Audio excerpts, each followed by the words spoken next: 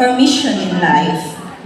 Everyone must carry out a concrete assignment that demands fulfillment. Therein, he cannot be replaced, nor can his life be repeated. Thus, everyone's task is unique as his specific opportunity to implement it. I firmly believe that the person I'm going to introduce to you is destined to be assigned in the division of a clan because he has a unique destiny and mission here in our province that only he can accomplish.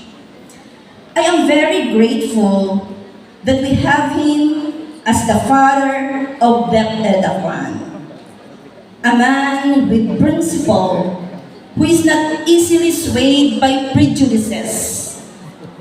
I really admire his good judgment, his ability to listen to our concerns, and the way he uses his discretionary power for the benefit of those who are deserving and who truly needed the opportunity. I must say, he is an answer to our prayers, specifically our family's prayers. I don't need to elaborate more on these things. I just want to say before going further, thank you very much, Sir Sean. He was born to Feliciano Benafe Sr. and Purita C. Benafe on October 10, 1974 at Caloocan City.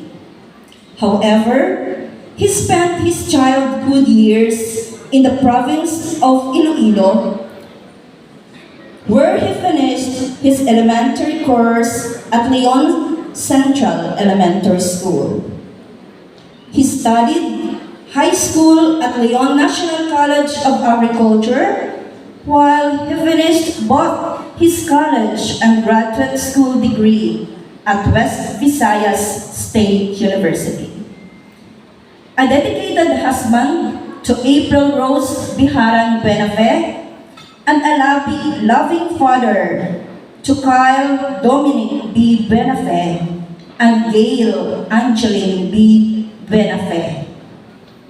He became a father to many children, as well as adults in the Beth-Ed family.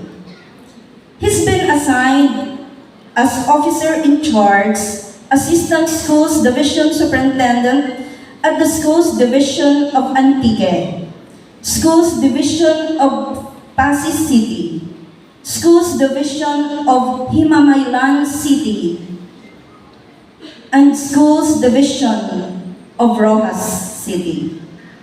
And for the benefit of the people of Aklan, now here with us as the Schools Division Superintendent of the Division of Aklan. Friends, ladies and gentlemen, let us give a round of applause to our guest, our Schools Division Superintendent, Dr. Feliciano C. Benafe Jr. Let's give him a round of applause.